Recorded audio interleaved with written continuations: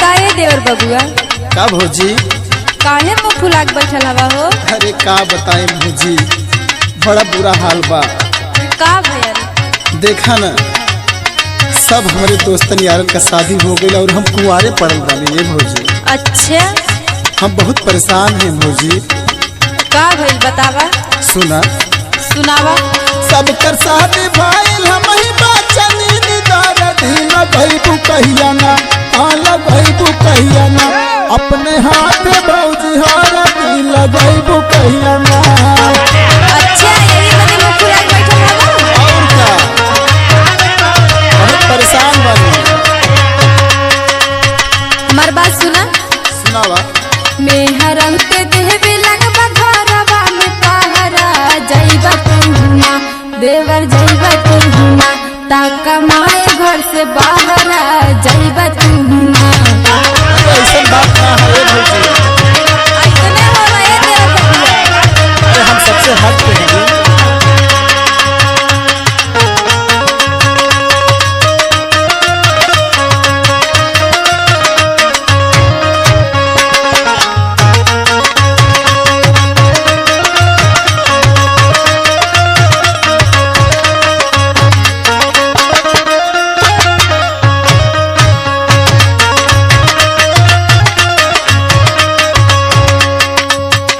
सुना हमार बात ये भौजी। सुनावा।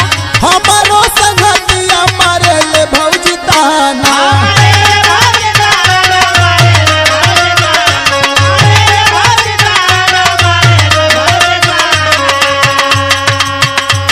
देवेले सबके मेहरिया पानी खाना।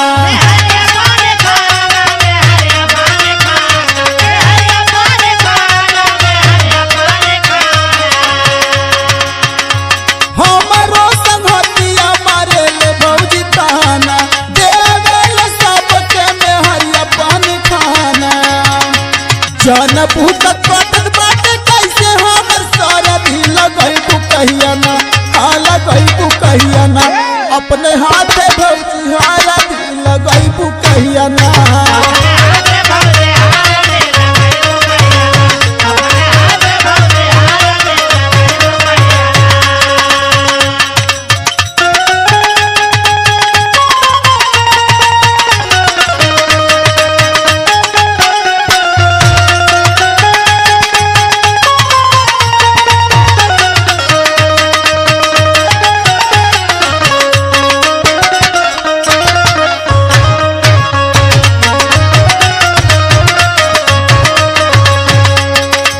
अरे देवर बबुआ भाई, तू कमाहू महू न जाता, कैसे मेहर के खर्चा देखबा ही बतावा हमके। अरे भाई तू हमके ना जान तू। हमार बात सुना। सुनावा। कहरी जे डिमांड मेहरी पैबा कहम पैसा, अरे कुल जुगाड़ हो जाई।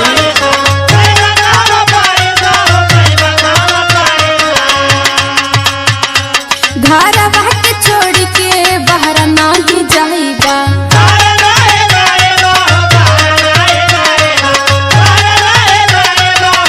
अरे ऐसा बात ना है भौजी, देखा भैया तो बहरे कैले बाड़े ना कमाए। तू जात हवा, तू तो घर ही बैठल हवा। सुना हमार बात।